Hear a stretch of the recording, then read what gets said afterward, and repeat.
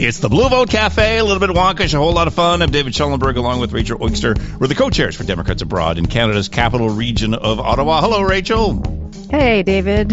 How's it going over at your house? Oh, probably about the same as it's going over at your house. Lots to do, not a lot of time, but gorgeous weather. Gorgeous weather. And I had to laugh pretty hard this morning when the news came out that in the United States right now, Canada is more popular than Donald Trump. By 59 points. Yes, like not even close. And you just Not wonder. even close. I never knew I didn't know there were surveys on everything, but it never dawned on me that somebody would survey people in the United States and go, "What do you think of Canada?" I'm glad you're not saying that you're surprised to hear that people in the U.S. have heard of Canada. Well, hold on. I mean, there's a whole thing there where Canadians like to make fun of the United States, where Yes, the they do. United States couldn't find Saskatchewan on a map, but And- I think and there's a lot of the US Canadians. could not. There's a lot of Canadians that couldn't find Idaho on a map either. So Absolutely. Yep. Yeah, it's a level playing field. who is with us today, Rachel? Today, joining us in the cafe is Stuart Johnson, an American who has lived in Estonia for 27 years. Welcome, Stuart. Hi, thanks for having me. Thanks for joining us. So we do like to ask our guests first where they live, and we've already said that, but we'd like to know what took you to Estonia, what's kept you there for 27 years, and what state do you vote out of? Well, a lot of people don't know where Estonia is, so for those people, I'll just start off in saying it's very simple to find on a map. It's right next to Latvia. If you don't know where Latvia is, Saskatchewan, yeah. Yeah, where that big Bigfoot is from. No, I'm kidding. I know it's not the same thing. If you don't know Latvia, it's right next to Lithuania. So it's one of the three Baltic states. So it is about half an hour flight from Denmark. I'm sure most people know where Denmark is. Mm-hmm. You go over the water, and there you're in the Baltics. And the reason I use that description is because Russians like to say that Estonia borders Russia, and we don't like to say that at all here. Right. So we say that our neighbors are Finland by the sea because you have to take a boat to get there, or you just drive to Latvia. Right. And Canada actually borders Denmark, which you might or might not have known. Yes, it does, via water. Yeah. Exactly. So what took you to Estonia, and why are you there 27 years later? Well, I used to work at summer camps. I'm from Wisconsin originally, so I hope most Canadians know where that is. It also borders Canada by water. Yeah. And Yeah. So I worked at summer camp, and we had 3 to 4 international counselors every year. And this was in the early 90s. And one of them was an Estonian, and we became good friends, and we are still friends today. And when I studied for a year in university in France, she visited me. And then when I lived in East Germany later that summer, in the mid-90s, I got an invitation to Estonia. And all my German friends, Estonia had a bad reputation. It was a dangerous Eastern European country back in that time. And they all warned me that, if you go to Estonia, you're not coming back. And they were right. I'm still here, but for different reasons. So, the reason that I stayed was I did meet a woman, and we started a family together, and that's in the past and stuff. But I'm still sticking around because I like it here so much. It's been the opportunity of a lifetime to see a country left in shambles by the Russians after the Soviet Union, and to see how quickly and how successfully they can build themselves back up into this tech powerhouse that they are today. Wow. I don't know if a lot of people, most people don't know where Estonia is, certainly not Tallinn, the capital. But NATO's cyber defense unit is headquartered in this city. Oh. The That is Estonians, something I did not know. Estonians Yeah. regularly coach Americans on cyber defense, the American military. Wow, that's awesome. They're pretty advanced here. Amazing. And you said you grew up in Wisconsin, so is that the state you vote in? Yeah, for local elections, but I went to high school in South Carolina. So I'm actually registered presidentially for there. It's the American system is so messed up that I haven't been able to re-register myself to vote in what I consider my proper state. So it's kind of an accident. Okay. Edit point, we can talk about that afterward. All right. So the reason we wanted to talk to you was we heard that you were a one-man No King's Day protest, and we'd love to hear all about that. Sure. Well, I have to be fully honest with you. I am not a Democrat. Okay. And I hope you don't hold that against me. I'm not a Republican either. I'm a political independent. But I do, on all social issues, pretty much all, I am definitely on the left side. I want human rights, fairness, equality for all people, regardless of any way of dividing people that anybody can concoct. The reason that I wanted to participate in the No Kings protest was because I don't agree with anything that Trump is doing, or his I don't even know if I can call it an administration. Because he's putting all the worst people, these hateful people into office. Yep. And a lot of the feedback that I saw from the last No Kings protest was that, well, there's still no king. Or there is no king, what are you talking about? And the idea is that we don't want there to be a king. It's basically trying to prevent a dictatorship or an authoritarian regime from happening. And so that's why I wanted to protest. I couldn't find, I saw that there were a lot of individual protests in different cities and countries around the world, but there was nothing here in Estonia. And so the day of it, I just took a piece of paper and a Uniball pen, and I drew out a thin No Kings and then put some lines through it. I had no idea that it would be so hard to see in the actual photograph that was shared and went pretty viral. People were criticizing me for that, and I'm like, that's all you can come up with to criticize me? And the thing is, I went and I stood in front of the U.S. Embassy, which the U.S. Embassy is right downtown Tallinn on a street called Kentmani.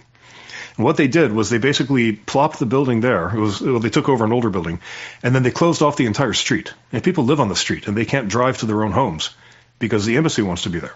Oh, my goodness. And they have all sorts of security. And 10 years ago, there was a big, I can't think of the word, a stupid brain fart right now.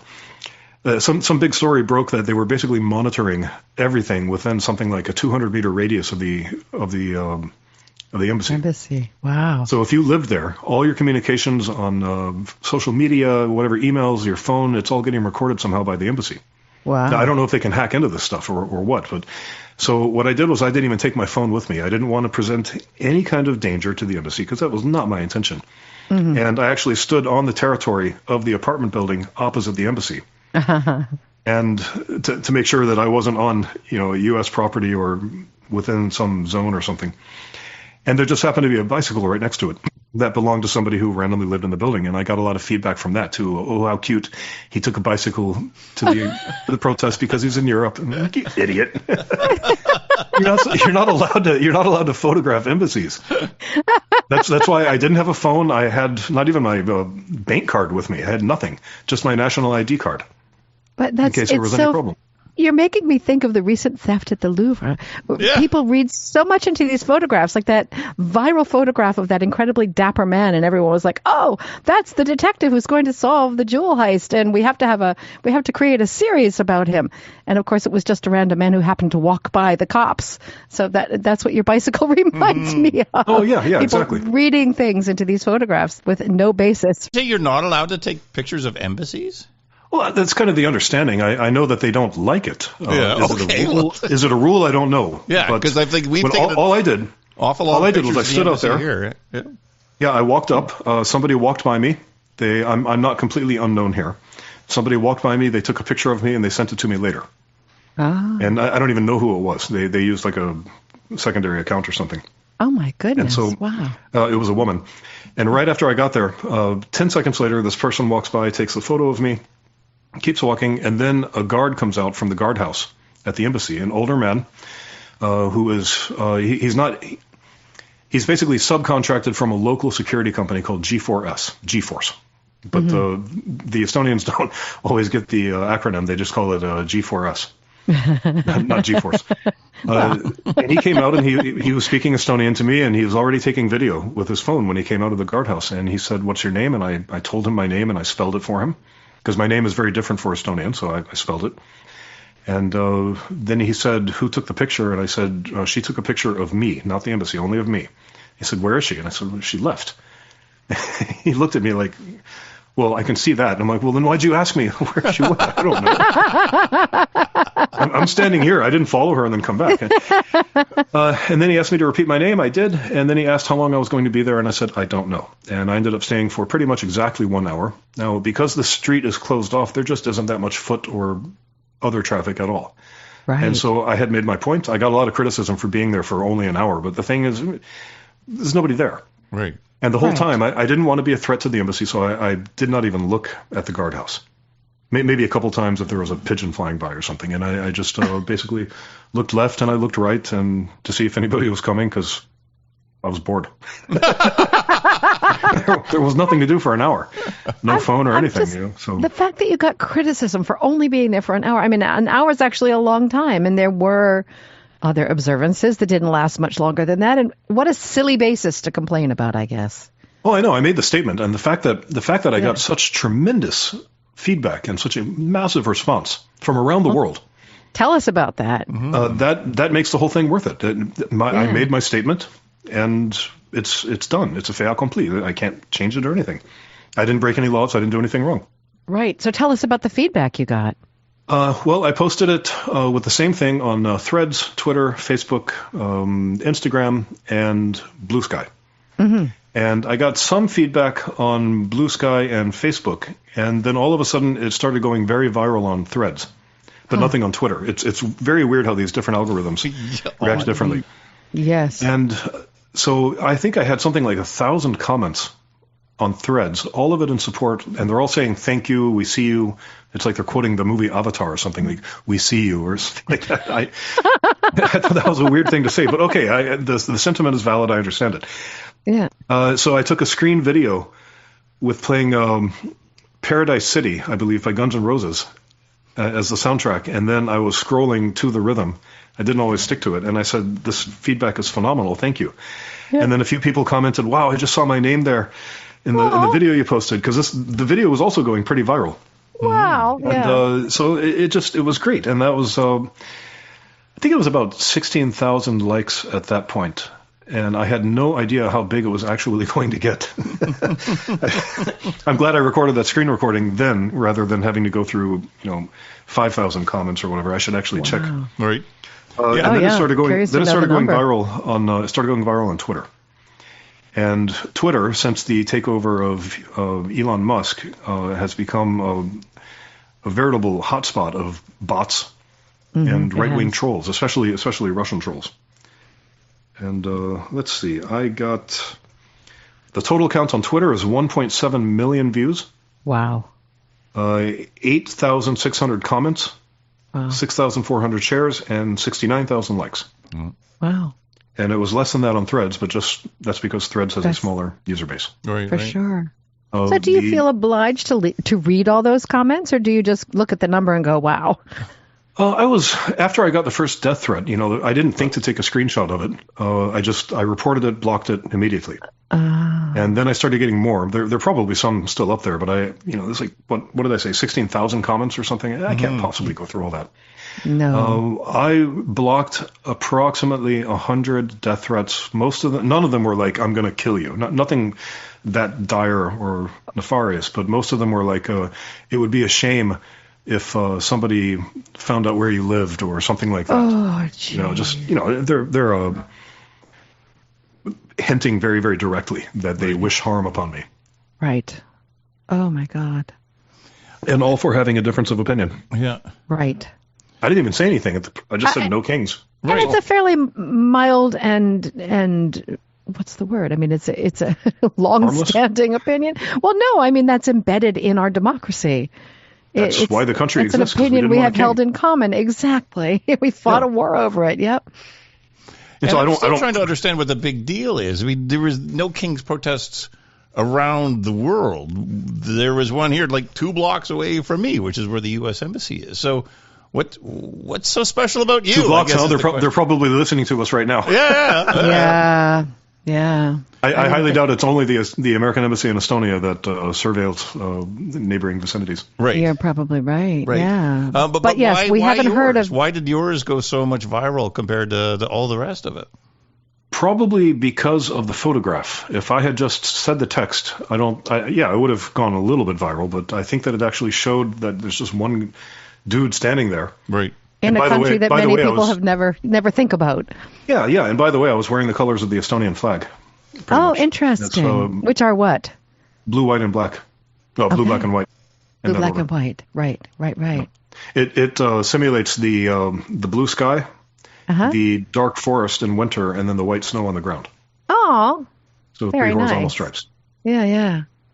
And are you a regular protester, or is this kind of your your first foray into this world? Good question. I've been to protests before. Usually it involves a protest the last protest that I went to involved canceling half the shows on my favorite radio station, the one where I used to work at as well. Right. So a lot of people I knew were losing their jobs, and I just thought it wasn't fair that they were doing this. And it was mostly a rally in support of the people. It wasn't anti-radio show. It's still a great radio channel. Mm-hmm. Right. So I had a radio show with my former business partner for about a year. Right. Oh, cool. Yep. Stand-up comedy. Stand-up comedy radio show. Excellent. Oh, wow. That's awesome. But coming back to your question, David, I think if Stuart had been standing alone with a sign in Antarctica, it probably would have gone just as viral, right? It's the symbolism of one man taking a stand in even in these far corners of the earth. Mm-hmm. I think I could be wrong about that, but well, if I had shared the same photo from Antarctica, I bet a lot of people would have been saying, "Is that the place that has no people that they added tariffs to?" Yes. Yes. Wasn't there an island? I don't. It was in the south, but I don't. I don't think it was Antarctica, but yeah. No, it wasn't. But I think people would have started asking if it was. Yeah. Yes. Because people's geography, their knowledge of geography, is really horrible. Mm-hmm. Yes, you're right. Mm-hmm. I don't expect every European to know where Idaho is. but whenever somebody asks me where I'm from, I say, "Do you know geography?" And they say, "Kind of." I say, "I'm from Wisconsin." Where's that? I say between Chicago and Canada. Yeah. I always say the exact same thing because everybody knows where Chicago is. Yes. I don't expect everybody to know Estonia, but I do kind of expect them to have heard of it before. Mm-hmm. Yes. I mean, it's only 1.3 million people, but it's one of the oldest countries in Europe. They've had people living here nonstop for about 6,000 years. Right. The language is not even Indo-European. It's Finno-Ugric. It comes from east of the Ural Mountains. How cool. So, Russian and English have more in common than English and Estonian. It's not even the same language group. It's like Basque almost. Right. So how did you learn it? I gather that you have learned it. Oh, yeah. I learned it in just a few months in 1998 when I came here. I didn't know it was going to be permanent at the time, but I just watched. They didn't have funding to put modern shows on their TV channel, so they were just playing like A-Team and stuff like that all the time, reruns. And so I would watch American television and read the subtitles, and I just kind of deciphered the language. Yep. And as I tell Estonians all the time, the language is not nearly as difficult as they hope that it is. That's a good line. What is the politics in Estonia right now? Well, like any other country right now, the biggest fear, the number two things are inflation, mm-hmm. which is much worse here than in the States or mostly any other European country, and Russia. Because this country has been under the yoke of Russia before for a long time, and not once but twice. Before during the Tsarist Empire, and then again during the Soviet Union. And Russia, I am very sorry to say, is not a contributing member of our global society. They only break things and destroy. They don't innovate. They copy and pirate. And we've seen what they did in Bucha. This is stuff that they've done in every country that they've ever invaded. They did it here as well. Right. If you don't know about this, look up the rape of Germany at the end of World War II. There are 2 million documented cases of German women being raped by the Red Army. Wow. And these soldiers were quite often encouraged to do it. There are tons of PhD dissertations on the subject. It's very easy to verify. Of course, you had some Allied troops, like Western Allied troops, doing a few similar things, but those people would almost always get prosecuted. Right. Whereas they were always almost always held accountable, and the Russians, it's just in their culture to destroy where they go. Now, I'm not talking about all Russians. I have Russian friends. Quite often, they're very intelligent people. They understand that their culture is effed beyond repair, FUBAR, or whatever military acronym you want to use. But overall, the culture is one of it's a mafia state. They do not want to follow the law. It's an oligarchy. And what Trump is doing with America is going exactly down that path. He's not going to have a secretary of education. He's going to have an education oligarch or energy oligarch. And that's why I don't want a king, because that's what Putin is. Putin is a self-appointed king or a dictator. Right. And that's what Trump is dangerously close to achieving himself. Mm-hmm. So what is the governance structure in Estonia? It's a parliamentary democracy. I mean, I didn't like. In Canada, we didn't have a No King's Day. We had a No Tyrants Day because we are a monarchy. So I didn't even know, is Estonia a monarchy? No, it is not. It is most definitely not a monarchy. A parliamentary democracy. That's very Right. So they have a prime minister, but they also have a president. And the president is more of a figurehead. Okay. Right. As happens sometimes. With very little actual power. They can veto bills that have already been passed by the parliament. And they can say that it needs to be reworded or something, but that's pretty much all they do, apart from official visits with foreign leaders and things like that. So how did Estonia put itself back together after being left in shambles by Russia the last time? Well, the government of Estonia fled in 1940, and they basically set up camp in Canada. And so they even elected their own, I believe they elected their own prime minister during this time, although nobody recognizes this prime minister or anything. But the main drive for independence actually started when the Soviet authorities wanted to start mining for phosphorite, which does incredible environmental destruction. And they were going to do this in numerous places throughout the country. And this is what finally galvanized the Estonians to stand up and say, hey, wait a minute, we're getting really tired of this BS that you're sending us from Moscow. This is in the mid to late 80s. And then in 1988, they had what was called the Singing Revolution. Now, this is the one thing that anybody who has heard of Estonia has they can definitely think of this part.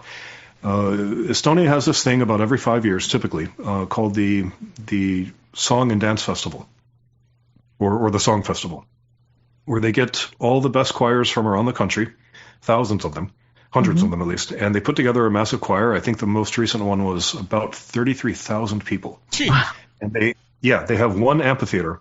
It's about 3 kilometers up the road from where I live. They have one amphitheater that's outdoors, and it has kind of like an oval top, and you can fit about 30,000 singers there, and they're all wearing national folk costumes. Right. Which, is kind of hard to describe. Just look up Estonian national costume. Absolutely. That's the easiest way to see what it looks like. Right. Every village has their own costume, so you have an incredible variety of dresses and outfits on this amphitheater. And then you have an audience of about 100,000. And it's predominantly choral music. They sing some songs from other countries, but most of it is by Estonian composers. And they have this parade before it starts, where they get all the dancers and all the singers. They march a few kilometers down the street, and they're all holding a banner that says their home village, even, or town, or part of the city. Like the Olympics. But this lasts for about 5 or 6 hours. Wow. Yeah, it is probably the most incredible thing I've ever attended in my life, because they are showing Estonian nationalism. But when I say nationalism, I don't mean like a militaristic pride or the ability to conquer another country. They're showing that they are happy to still exist after what Russia put them through, and how well they have rebuilt themselves. Right. They are just proud to be free and be who they are. Mm-hmm. And they have a military parade on Independence Day, of course. Mm-hmm. But it's not nationalism in the way that Americans would think of it. Americans think of nationalism as the Blue Angels flying over with red, white, and blue contrails coming out. Fireworks. And for some reason the conspiracy theorists never have a problem with fighter jets, contrails, and fireworks. Oh, you're right. It's just kind of inconsistent there. But it's a wonderful thing to see. Right. So I'm kind of curious about inside Estonia itself. What kind of media coverage was there for No King's Day? Did the country know it existed? It was even going on? I think most people, most Estonians are actually fairly educated, and they know what's going on internationally. Mm-hmm. Most. I mean, you're going to have some uneducated people in every country you go to. Right. Sure. But Estonia has one of the best education systems in the world. Here's an example of that. Sure. When America actually had a good public education system in the 70s, Finland's was one of the worst in the world. They copied the American one, tweaked it, and now Finland has one of the best ones. The Estonians, after the Soviet Union collapsed, they copied the Finnish version of the American version, tweaked it, and now the Estonian one. Hold on, I have to think of that. The Finnish version. I know. They emulated an emulation of a successful thing. And then the American side basically dismantled their own system through politics. Constant budget cuts, and teachers are buying supplies, but they don't even have a good salary. and the student's education pays the price. Yeah. Here, they have, I think it's the highest literacy rate in the world. It's like 99.9%. They have regularly one of the top 3 scores on the PISA measurements, if you're familiar with these. The other top scores would be, I don't know, Singapore, China, these really competitive countries mathematically, and the Estonians are right up there with them. What about chess? Where did they rank in chess? I'm not sure about that, but Estonia, here's an interesting statistic about Estonia. They have the highest number of supermodels per capita in the world. And so everybody has heard of Carmen Kass, right? Or Carmen Kass, as Americans would say. Yeah. Yeah, okay, she's from here, and she's like a chess master. Okay. Nobody knows that, but she's like she's pretty involved in like the national chess movement. Okay. It's not an industry, I can't call it that, but I know what a rook is, and that's about all my knowledge of chess. I know how to play it, I just never got good at it. Supermodels for dudes as well as for the ladies? No, just the women. Yeah, okay. The men go to the military. I'm just saying that for any Estonians who are listening. I just said I really apologize for that. In Estonian, in case they hear that. Yeah, that's great. And is there speculation as to why it has the highest number of supermodels per capita in the world? I don't know. Usually models are chosen based on physical characteristics. So apart from that, I'm not going to speculate on that. Education means you eat properly, means you exercise properly. I mean, it's... I can comment on that. Yes. Oh, good. Well, yeah, you should be a guest on a podcast. I'm 185. Sorry. I'm 6'1". Okay. I don't use imperial measurement at all. I've almost forgotten Fahrenheit. I'm 6'1", and that's taller than average in the U.S., not by much. But when I came to Estonia, I was way above average. Okay. And now, starting about 15 years ago, when that entire new generation had the chance to have a proper diet and basically grow to the extent that their genome would allow them to, suddenly I am exactly in the average. I'm right in the middle. Oh, wow. The average height for men in Estonia is 6'1". That means that half of all men tower above me. Wow. So, that's a change of perspective. And you've seen that. Yeah, these are the young guys. I've seen that happen. I've seen that happen, yeah. That's very interesting. Wow. So what about an American community? How are you connected with other expats? I know some Americans here. I will say that the number of Americans has ballooned in the past 2 to 3 years. Interesting. Almost everywhere I go, I hear an American. I'll say, "Where are you from?" And my accent has not changed. I've heard recordings of my accent back in the 90s, and it has not changed. Yes. But it seems that most Americans in America today, they have either gone this very Californian Kim Kardashian type of accent, like, oh my gosh, the vocal fry and stuff like that. And every time I mention vocal fry, I get called a misogynist, and I'm not. I'm just noticing a change in speaking practices. The criticism against Fry was largely directed against women, so that's probably why. But it's not. Well, because in the States it's mostly women who do that. But if you go to Finland, the men do it all the time. Interesting, right? But only in Finnish. They don't do it when they speak English. So from my point of view, it has nothing to do with gender. It's just I don't like the sound of it because it's annoying. Exactly. Why would you want to date something that growls? I mean, that's how I see it. But you were talking about how accents have changed, yeah. Yeah, that's how the accent has changed for me. And then I hear that everybody else has kind of developed this Dr. Phil accent. Yes. Like this pseudo-Texan thing. Like, I'm from Washington State, but I want to sound like I'm from the panhandle of Texas or something. I'm not very good at doing it, but I don't know why. I don't know why people have done this. How has it changed? I wasn't there. Would I have been affected by it had I stayed there? Possibly. Oh, I even find Canadians. I say like every now and then, and I don't know how that ended up in my typical voice patterns that I would use, but it's weird how it pops in there. Language is a virus. Word. It's a parasite word, yeah. But it was Laurie Anderson, right, who said language is a virus? Laurie Anderson? Look her up. Go listen to some of her stuff. All right. Anyway, I was just trying to say we catch language and language habits from each other. Well, you guys have lived you're both in Ottawa, right? Yep. We are both in Ottawa. How long have you been there? I've been here just little more than 30 years now. But I do not talk like a native. I'm sorry, David, you said what? I'm about 24 years, but I'm 24. Okay. Yeah, I'm a Canadian. I grew up actually not far from you in the prairies in Manitoba. So I do find people from Wisconsin and that kind of, there's a North Dakota, Minnesota twang that I think a lot of us have, and it's interesting to, on one hand, when you hear it, you hear it. On the other hand, it's a very generic kind of accent. I can detect a little bit of it when you speak. Yeah. So yeah, when I went to school there, I would go every day. Yeah. Geez, I can't do it anymore. It's like this inverted diphthong and go, but it's go. Yeah. Yeah. Oh yeah. I mean, it's funny whenever I go back. I would go back to the prairies and you talk to the people and it's like, oh yeah, I went for a drive, eh? And I'm going to go up north and get me some brats. Yeah.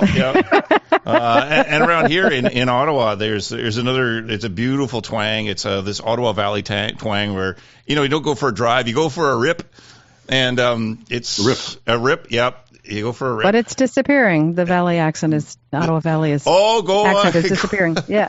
Go hang with my boys up in Renfrew. We're shooting guns in the woods. I go, no, it's pretty strong up there. There are still some people who speak that way, but fewer and fewer. Canadians say, like, we're shooting guns in the woods? How would they say that in America? Like, we're shooting guns in the... What also has a double O? Like woods. It doesn't end with an S, it starts with an S. Yeah. It rhymes with cool. No. Sorry. Jeez. Yes, I do make jokes about horrible stuff, and I have a very good reason for it. First of all, I believe that humor is it's the best educational tool that there is. Sure. Because the greatest problem with trying to get somebody to learn something is keeping their attention. Yep. Keeping them to stay focused. If you can make them laugh, it releases, I don't know, endorphins or whatever. Their brain keeps flowing. The oxygen goes through it. They might learn something. You keep them interested with humor. Yep. Humor is also one of the best. It's one of the best medicines. I call it the sugar coating on a bitter pill of healing or getting better or whatever analogy, however you want to use the analogy. Mm-hmm. Right. So I am writing I've written a couple of movies. One of them's been made. It was the first cancer comedy in Estonia. It was also the first language. It was the first English language movie filmed in Estonia as well. Okay. Wow. And it came out right before COVID, so it was a victim of two things: a low budget, which caused it to get panned by the critics, and also COVID killed it anyway. So. Right. Oh no! But, is it something people can see, or is it just? I think you can order it on Amazon Prime. Actually, you can definitely see it in the States. I just don't know where. Tell us the name. It's called Chuck Band Show or The Chuck Band Show. Okay. And it's a cancer comedy. It's based on my own experience when I had cancer about 15 years ago. Mm-hmm. And I used humor to laugh myself out of cancer. Wow. And so we've all told Space Shuttle Challenger jokes. I take that as a yes. I can't remember ever doing so, Not but in a I won't public say place, couldn't no. have. Oh no! Well, okay. I was one of these kids who watched it live on TV. Yep. And then the teacher, rather than saying, "Oh, we just watched a teacher die on a spaceship. Does anybody want to talk about it?" She would just say, "Okay, let's open up your textbook to page 24 again." Oh, and there was no way for any of these children across the country to deal with it. And so I remember that within 2 days, everybody had heard the same 5 or 6 jokes. And one of them was like, how do they know that the Challenger crew didn't have dandruff? They found their head and shoulders. Oh, God. Okay. Mm-hmm. I remember. It's very funny in a very dark humor sort of way. Very dark. It does not take away from the tragedy of what happened. It helps us deal with it emotionally. It helps us swallow that bitter pill. It's the sugar coating. Mm-hmm. And I think I'm going to bring up the big topic that nobody wants to talk about. I think that a lot of people getting canceled because they made jokes about Charlie Kirk, I think that's the very wrong thing. Because, number one, the guy shouldn't have been killed. There's no place for violence. We can all agree on that. Okay, case closed. Number two, I think that people should be allowed to tell jokes about it. Yes, somebody is always going to be offended by every joke. It's going to piss off somebody. But if you tell a joke without having evil in your heart or malice in your heart, I think it's okay to tell that joke. Mm-hmm. Because you're trying to get better. You're trying to deal with this tragedy that has happened. And yes, in some cases. I mean, I think there are areas. In some cases. It's a touchy topic. I know. There are areas where you do not want to do that.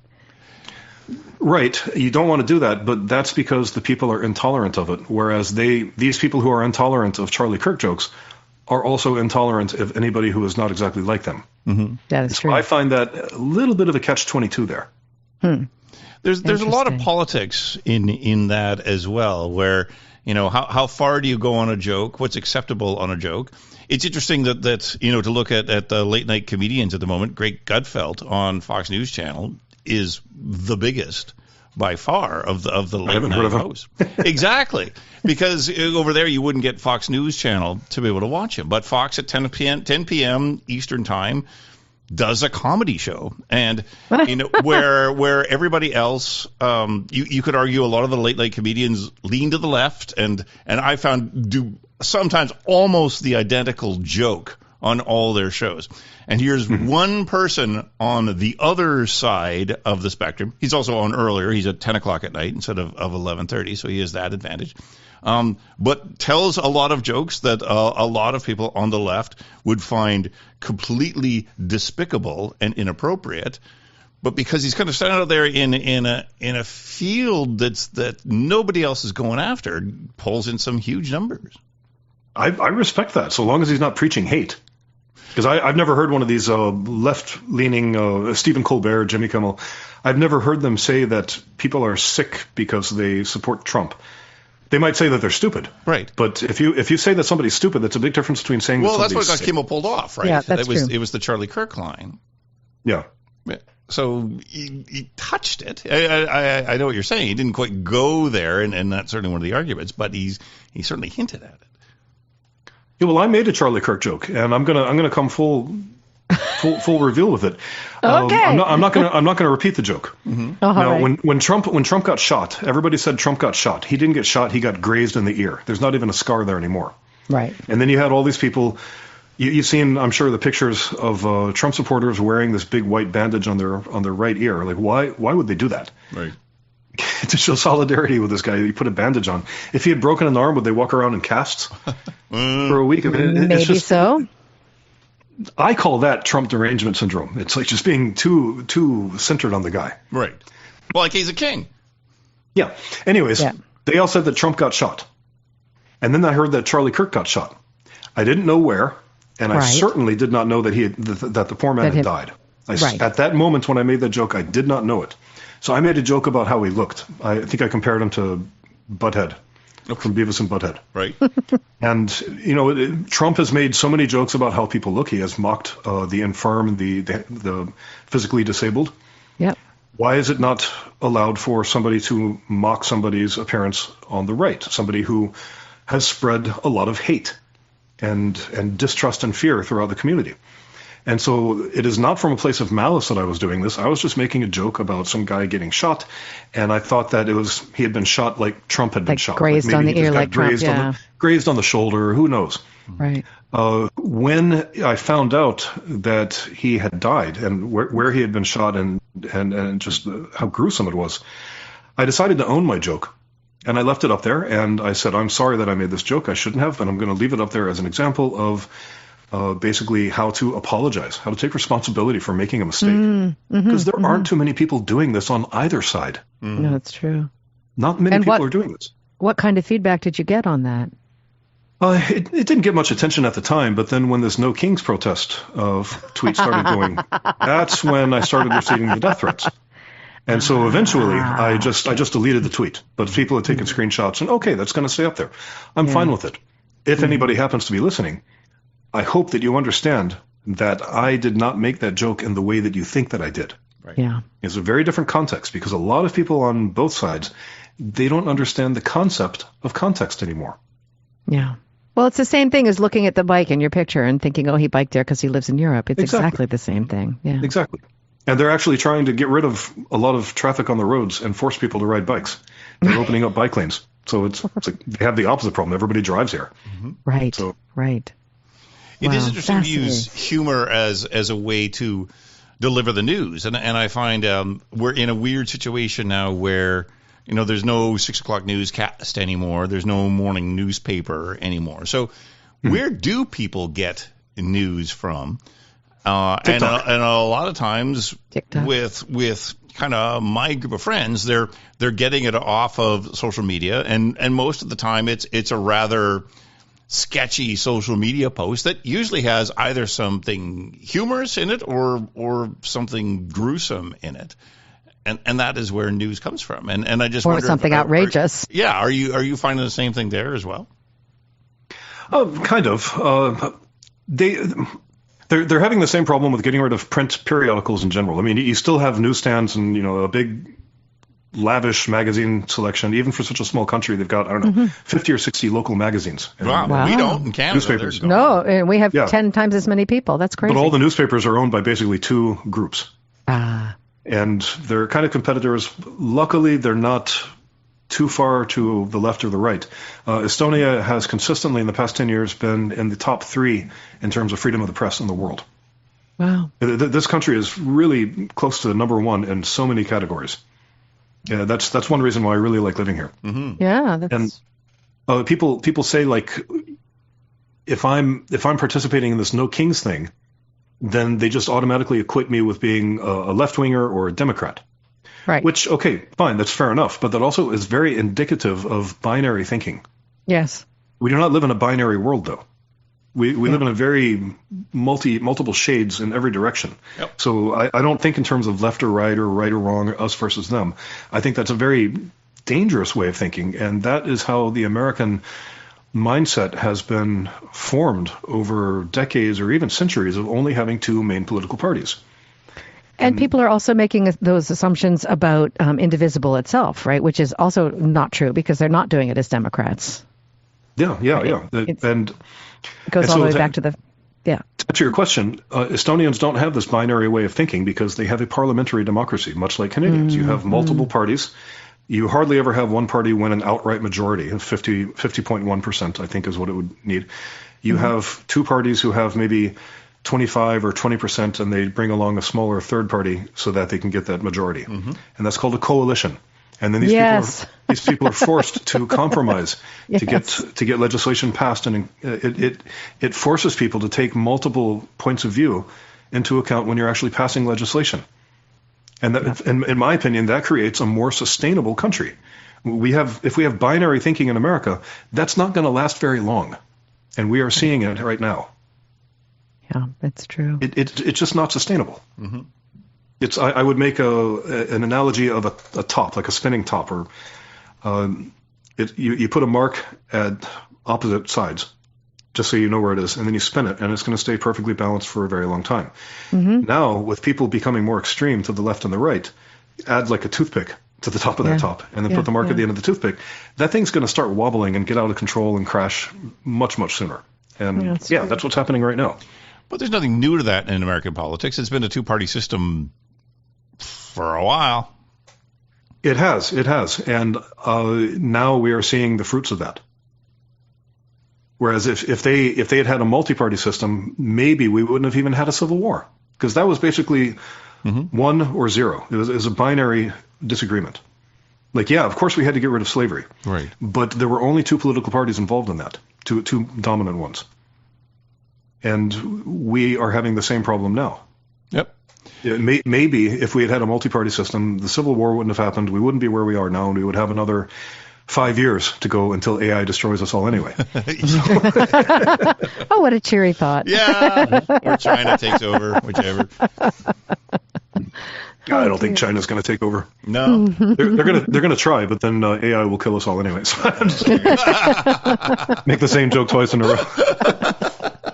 So I was going to ask if you might be worried that you've made Estonia sound so wonderful, everyone's going to try to move there. But if we're all dead from AI in 5 years, maybe that's not a concern. Maybe.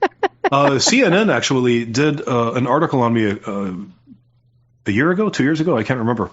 Oh, yeah? And they were just interested in expats who had moved abroad and what life was like. And they said, do you have any advice for Americans who would consider moving to Estonia? And I said, yeah, don't. There are too many of you here already. I had a feeling that might be your preference. Are you This is my country. You stay out. That's very funny. I don't want immigrants in my country. Yeah.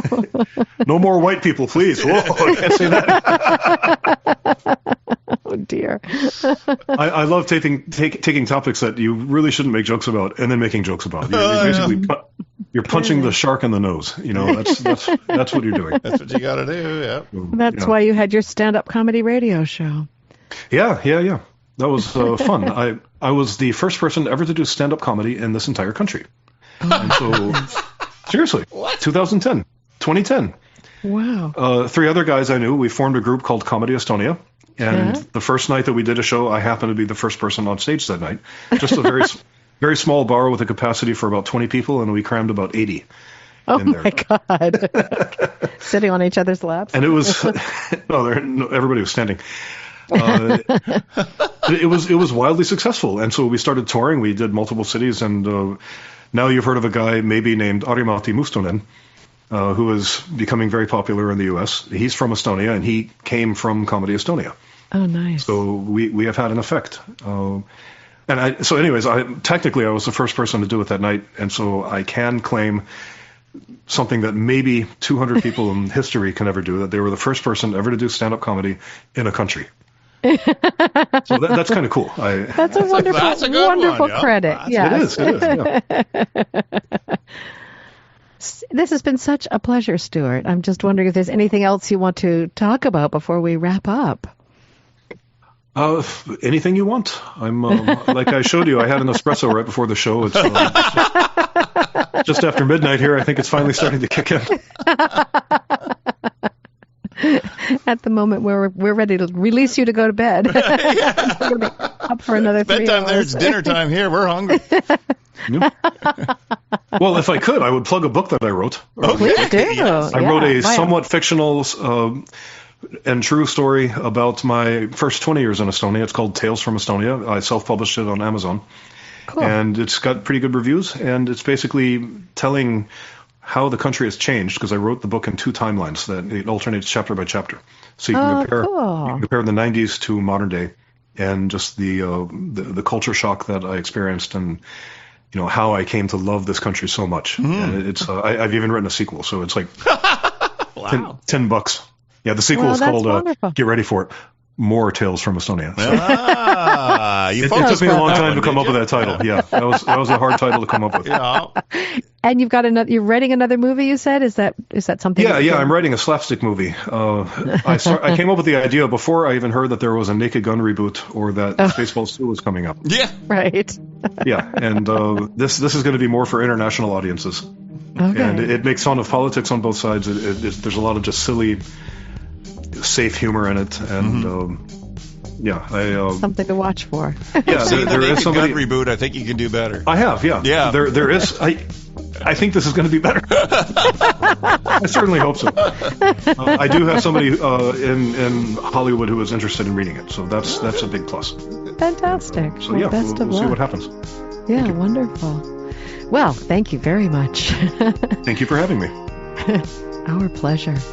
If you live outside the U.S., please register with your voting state at votefromabroad.org every year. Do it now. To find all our episodes, go to democratsabroad.org and look for us in the drop-down menus. I'm Rachel Oigster with David Schellenberg in Ottawa, Canada. Thank you for listening to Democrats Abroad, the Blue Vote Cafe.